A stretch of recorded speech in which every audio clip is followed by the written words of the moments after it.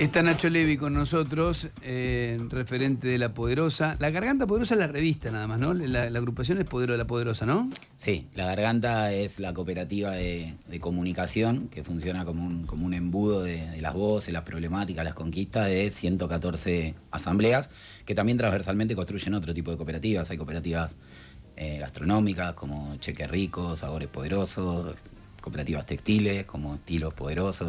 Poderoso es el apellido un poco de las cooperativas porque el núcleo de la organización, que empezó allá por el 2001, ratito después, es La Poderosa. Por aquella moto del Che y Alberto Granado y por una idea de construir el poder de esta forma que intentamos hacerlo. Están en muchos barrios, ¿no? Tienen una extensión muy fuerte. Me gustaría que cuentes un poco eso. ¿Qué es La Poderosa para el que no lo sepa? Me dijiste algo que surgió por la crisis del 2001, evidentemente, que tiene distintas ramas cooperativas. ¿Y están en dónde, territorialmente? Es una enredadera de asambleas populares de las villas, de los barrios humildes, en principio de la ciudad. Empezó en Zabaleta y desde un equipo de fútbol, éramos eso. Yo entrenaba a un grupo de chicos del barrio que después de los entrenamientos nos reuníamos a reflexionar sobre ese partido y las problemáticas que lo atravesaban. Eso derivaba en una asamblea que derivaba en actividades paralelas, sea para juntar un mango, siempre tomando el deporte y el arte como herramientas para el desarrollo, y a medida que los adultos se fueron incorporando empezaron a aparecer las cooperativas de trabajo porque era la necesidad de la agenda del barrio.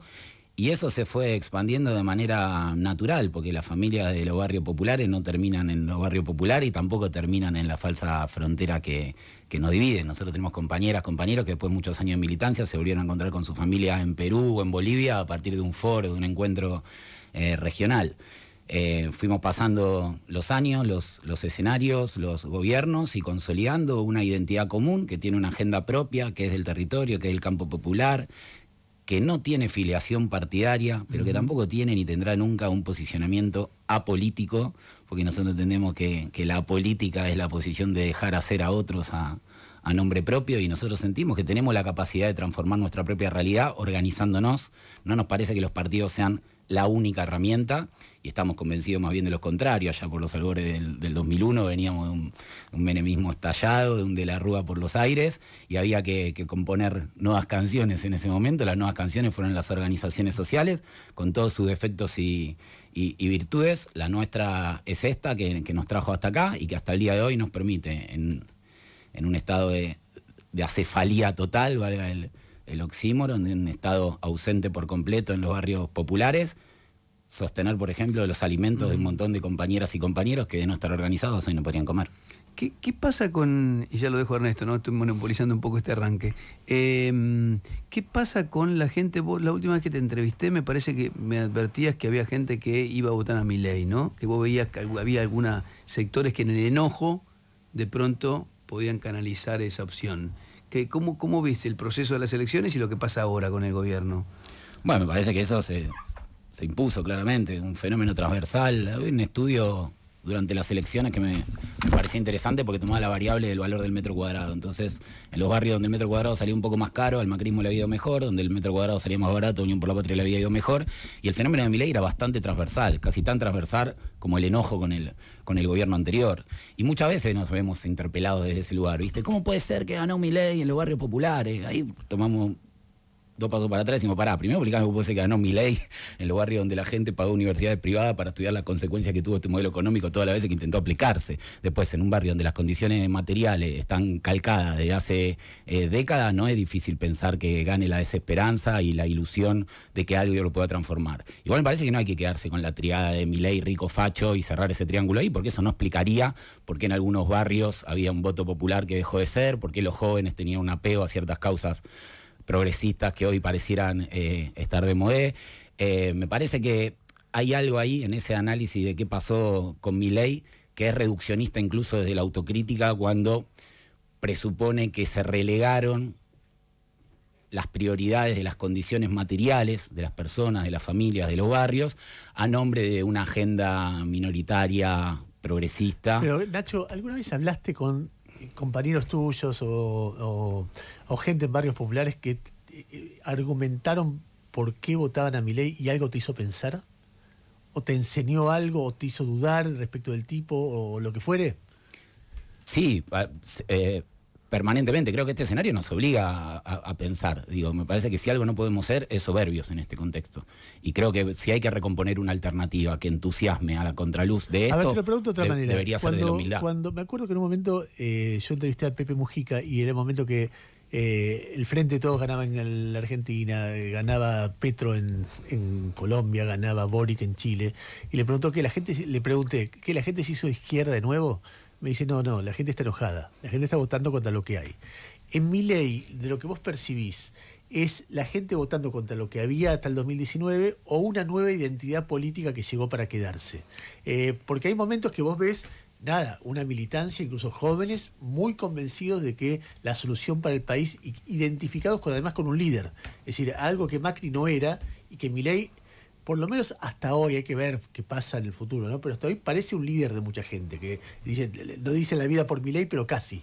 ¿Qué ves de eso? Creo que la masividad manda el enojo, sin dudas, pero también la necesidad de que aparezca una alternativa rupturista, novedosa. Decía recién, quedarse en la idea de que se enfocó en la agenda progresista y no en la agenda material es desconocer o ignorar el escenario global, lo que pasa con la ultraderecha en todos los países del mundo. Y también en detalle lo que pasó en el escenario local, porque digo, si la alternativa de reconstruir un rompecabezas popular es volver al peronismo ortodoxo, duro, intempestivo en la forma que lo planteaba Moreno, digo, esa alternativa no perdió con Milei, perdió con Cintia Fernández. Entonces me parece que la necesidad de recomponer implica dos tareas políticas importantes. Una es pensar realmente en el rol del Estado en su sentido profundo, no reduciéndolo a un ñoqui ni a un ente superior divino. Creo que pensar el Estado en este escenario es un desafío incluso para el propio Milei, que cuando se le desbordan las prepagas considera que sí hay que intervenir. Y por otro lado, la cuestión generacional, que me parece clave. Yo no solo entiendo el enojo de los jóvenes, sino también entiendo el descontento con la falta de oportunidades. Yo creo efectivamente hay que componer nuevas canciones. Y creo que tipos como Moreno, por ejemplo, o que tienen un enorme caudal de trayectoria política, tienen que aportar a esa reconstrucción. Yo creo que armar un rompecabezas grande no se arma con todas piezas iguales, y no se arma con una sola pieza. Entonces seguramente que Moreno estudió más del peronismo que yo, que lo conoce desde las entrañas de otro lugar y que tiene un recorrido en la gestión y tiene para aportar.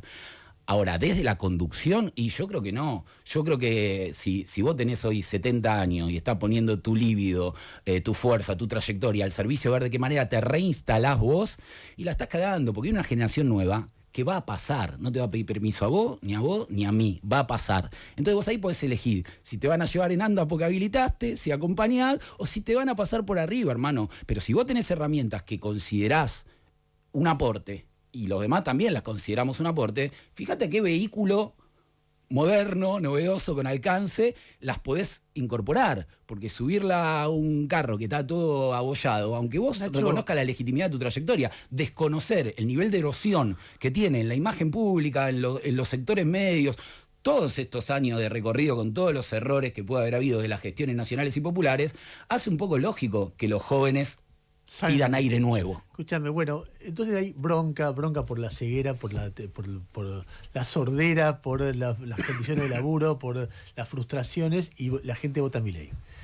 Pasan casi 6 meses, se cumplen mañana 5 meses. Y Milei ya pone en marcha un plan que tiene un efecto sobre el salario real muy destructivo, empieza a tener efectos destructivos sobre el empleo, obviamente afecta, por lo menos hasta hoy, él dice que después va a cambiar, pero hasta hoy la calidad de vida de la gente muy fuertemente. ¿Y qué pasa con eso? ¿Qué le está pasando a la gente con eso hasta donde vos lo percibís? Percibo un poco lo que todos. Por un lado, uno proyecta esas medidas al corto plazo y no entiende que la cosa no explote todavía más fuerte. Por otro lado, también decís, bueno, van 5 meses de gobierno y va por el segundo paro de la CGT, la movilización más grande de la historia de la universidad, los comedores, los movimientos marcando su agenda también. Entonces, hay un proceso que yo creo que se empieza a descomponer. Digo, está a las claras hoy que este modelo no está sentado sobre la variable de ajustar a la casta. está sentado sobre la variable de ajustar la calidad de vida y el salario de los trabajadores, de las mujeres, de los jubilados. Hace poco se llama modelo Perú a la idea de ordenar las variables macroeconómicas como un paraguas sobre un país subsumido en la más extrema pobreza, digamos. De la misma manera que decía Mondino que iban a bajar los precios cuando la gente no pudiera comprarlo, bueno, vos te toqueás de producto porque nadie lo compra, baja los precios, te toqueás de empleado porque no hay a quien venderle, también baja el precio del salario. Y me parece que en la medida que eso se ordena, afecta a la clase media, que es la que termina detonando la masividad que conmueve a la agenda mainstream y que termina moviendo la vara. Si vos me preguntabas por abajo, es desolador. Es realmente desolador. Hace 5 meses que no cae un paquete de arroz. Celebramos hoy que la fiscal Paloma Ochoa haya intimado a Petovelo en buena hora a responder a dónde mandaron los alimentos que el gobierno dice haber mandado, al unísono que dice que hay 40.000 comedores, de los cuales solamente existen 10.000, que es una barrabasada. Yo te hablo con el corazón porque vengo a hablar con compañeras en Punta de Agua, en San Juan, que ayer por primera vez no pudieron abrir el comedor y que hoy a esta hora no tienen para abrir el comedor. Compañeras en Villa Calacita, acá en Soldati, que se ofrecen a limpiar los espacios comunitarios por un sachet de leche. Compañeras y compañeros del barrio Paraná, en Entre Ríos, San Martín, que viven cerca del Volcadero, un basural gigante que muchas veces salió en televisión porque las familias van a buscar ahí cosas y demás. Sirve 281 raciones y tiene 100 familias en lista de espera.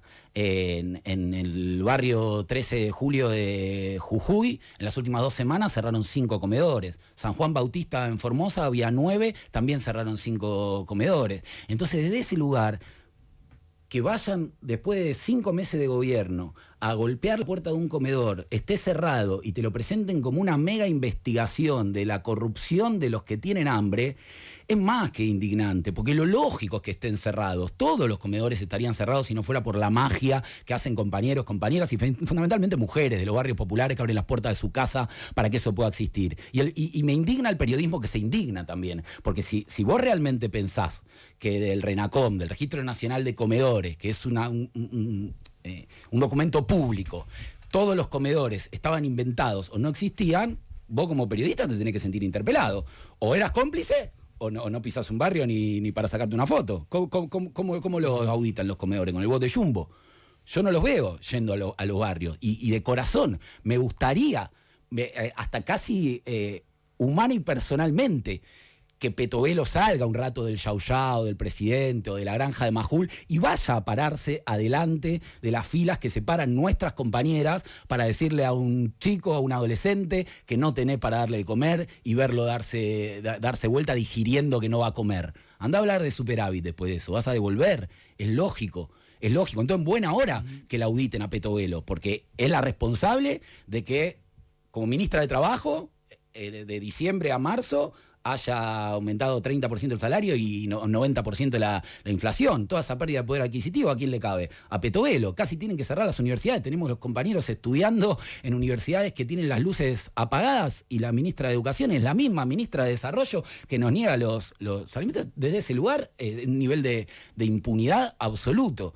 Y creo que estos espacios que ustedes abren en una franja que también con todos los gobiernos se prestó para que nosotros pudiéramos decir lo nuestro, tiene que servir también para hablarnos entre periodistas. Porque yo recuerdo la época de 678, escuchar muy crítico al periodismo no identificado con ningún lado de la grieta, entre los que por supuesto los incluyo. Muy crítico. Había un enojo con ese periodismo. Había una confrontación directa con ese periodismo.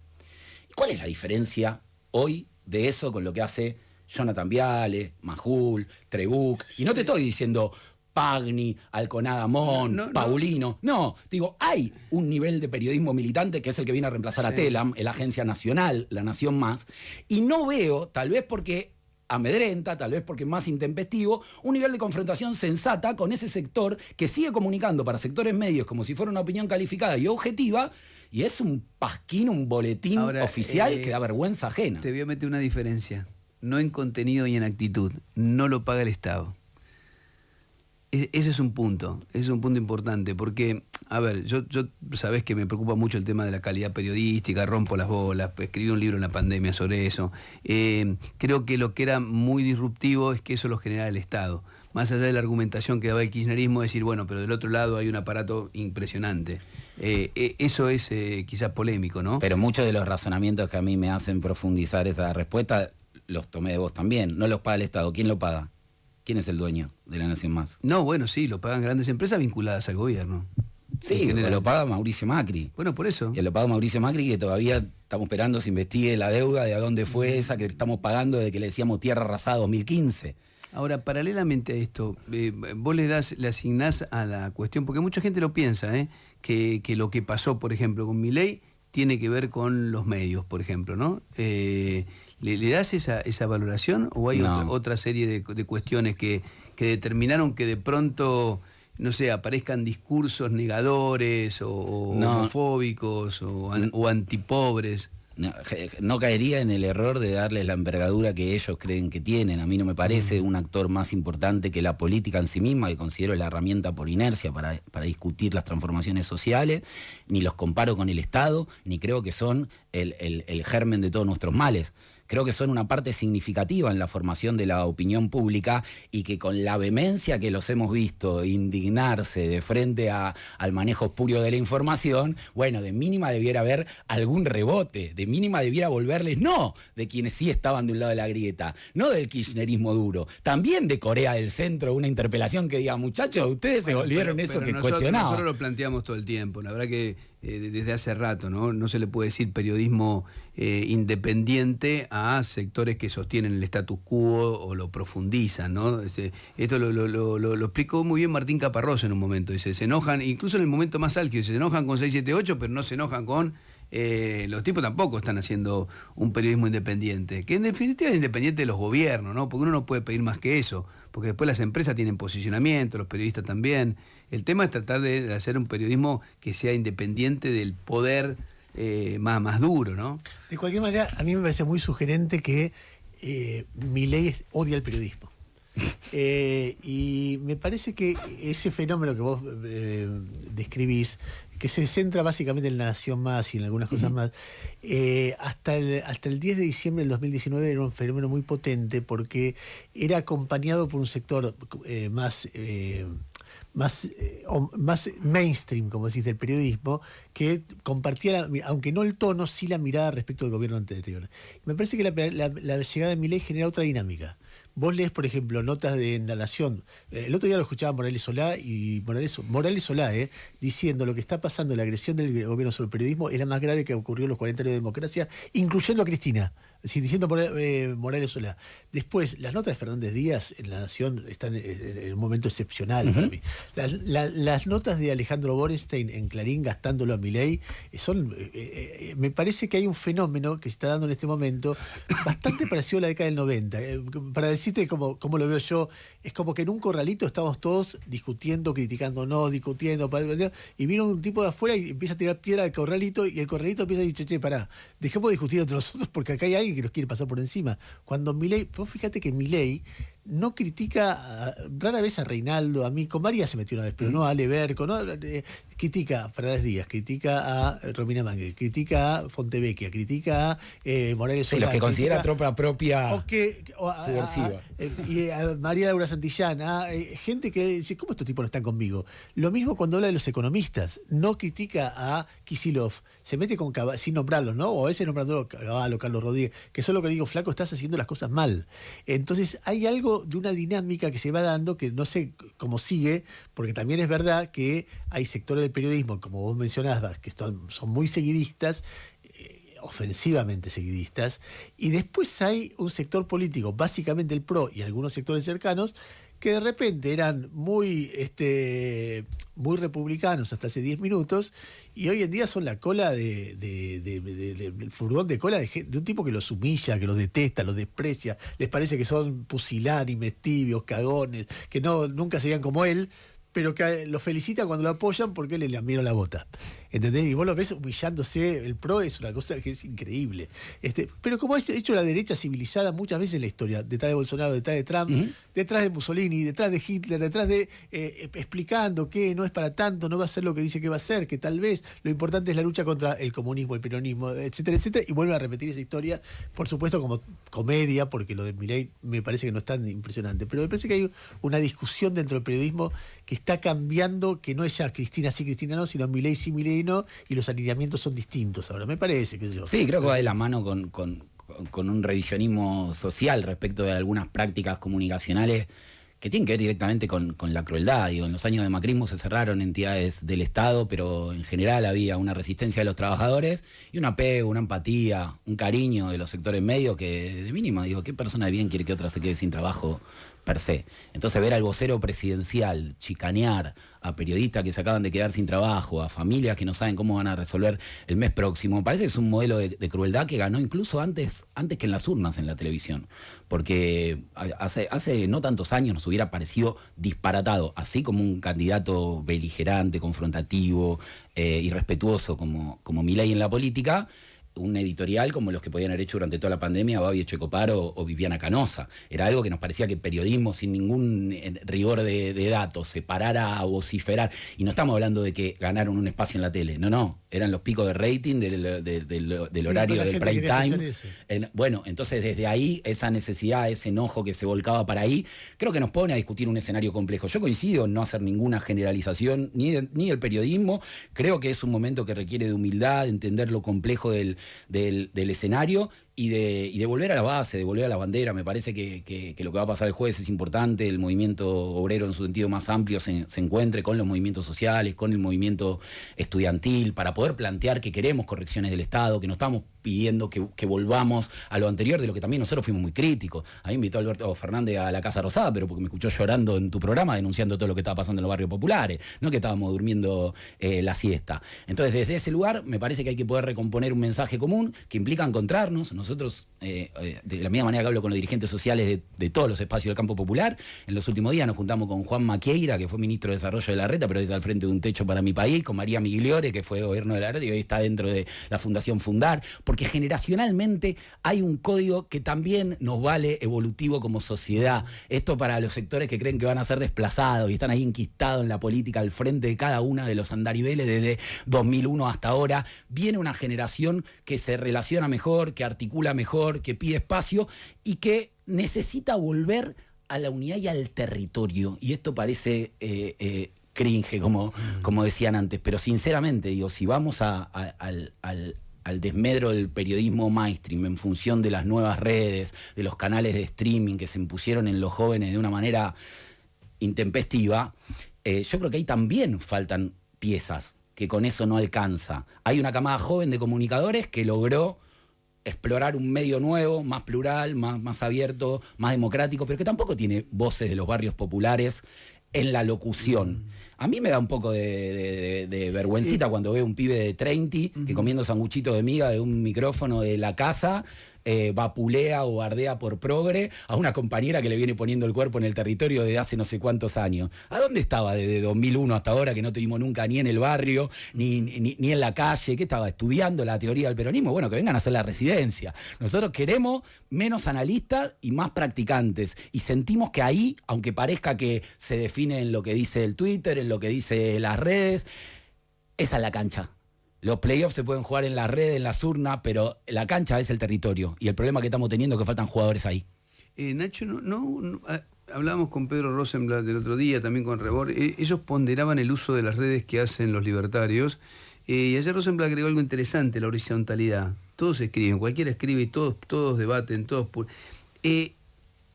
En eso uno ve una diferencia grande con el sector progresista, o como quiera llamarlo, ¿no? Donde algunas discusiones parece que no se pueden dar, ¿no? O no se podían dar. Yo recuerdo haber ponderado en alguna oportunidad el proceso en las villas y en los barrios populares que estaba haciendo el gobierno de la ciudad durante el larretismo. Y era mala palabra. ¿Cómo estás ponderando? ¿Qué sé yo? Y lo que pasa es que lo había visto, había ido a algunos lugares. El hecho de meter el Ministerio de Educación en la 31, por lo menos obvio que debe haber tenido fallas, pero digo, hay debates como que parece que en el progresismo no se pueden dar, ¿no? Hay discusiones que no se pueden dar. Y a mí me sigue pareciendo ahora, ¿no? A pesar de la derrota fuerte que tuvo el peronismo, por ejemplo, y de la aparición de Milei, es como que no se puede discutir qué pasó, por qué, cómo llegamos hasta acá, qué hicimos mal, le dimos bola a la corrupción o no le dimos bola, no sé.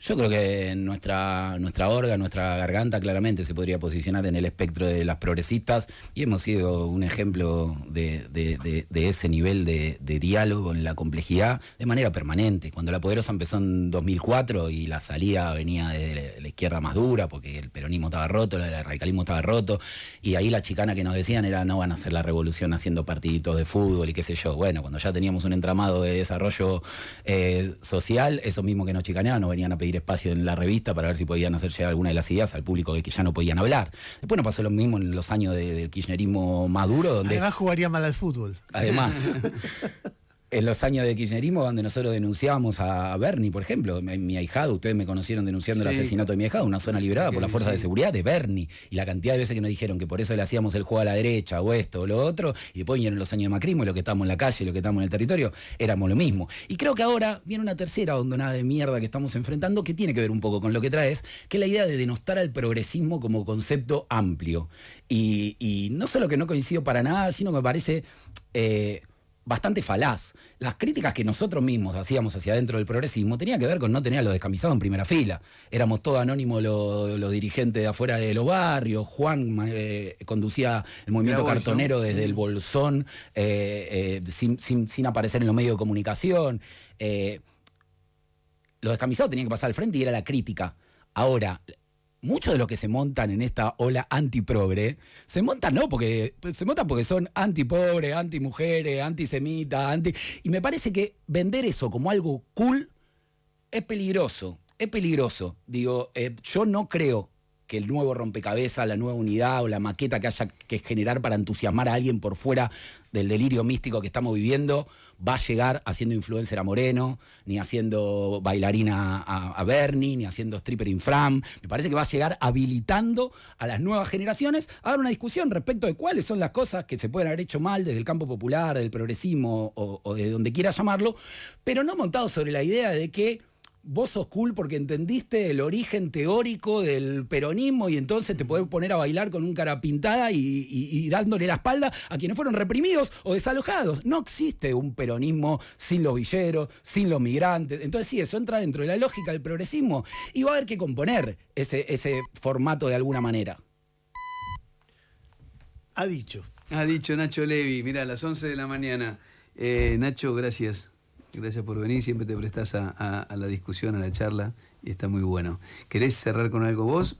No, solamente pedir que se acerquen a los comedores que tengan cerca. Estamos en un momento realmente muy crítico y a nadie de nosotros le gusta militar la comida. Suponíamos que esa batalla la habíamos ganado en 2001. Y bueno, acá estamos de vuelta, esperando que una ministra vaya a la justicia a responder dónde están los alimentos que en teoría entregó, porque no los entregó. Y como no los entregó, hay un montón de familias y de chicos que más allá de cuál sea tu perspectiva ideológica, estoy seguro vas a ponderar, vas a valorar, que hoy no tienen para comer. Nosotros tenemos un alias que es moto.poderosa y desde colaboración. Moto.poderosa. Desde colaboraciones ahí hasta la que puedan hacer en el merendero, en el comedor que tengan cerca, es lo que nos viene sosteniendo vos, el Indio, Arbolito, la Delio, Dividido, Moyo donó esta semana una guitarra que se está sorteando en rifas que equivalen a paquete de comida para colaborar así con los comedores. Realmente lo estamos necesitando y lo están necesitando un montón de personas que por fuera de los números que damos todo el tiempo y que escuchamos en los medios todo el tiempo, tienen esa única vida para vivir. Te decía antes de entrar que la semana pasada, hablando con Pedro en Gelatina, contamos el caso de Dayana, una compañía nuestra del barrio de Satanudo, de La Rioja, que por el cierre de la Dirección Nacional de Atención de Situaciones Especiales, que es el que da los medicamentos, las prótesis, los insumos médicos a personas que no tienen cobertura o en situación de vulnerabilidad, se había quedado con su tratamiento oncológico interrumpido. Le faltaban 12 sesiones de quimioterapia, 60 lucas cada una, 2 pibes, una madre con psoriasis infecciosa y tenía que viajar a Córdoba para poder seguir. Cuando terminó la nota con Pedro tenía 2 palos en la cuenta. Esa compañera ahora está en Córdoba gracias a quienes están del otro lado y hayan sido parte de eso y y valga esa foto también para quienes ahora estén pensando que si todavía tienen la suerte, el privilegio de que les sobre un mango, lo pongan ahí donde algunos lo necesitan para nada más y nada menos que ayudarnos más. Las crisis siempre hay que ayudar. Gracias, Nacho. a ustedes, che, siempre. Nacho Levi. Nos encontramos mañana, amigos. Dale.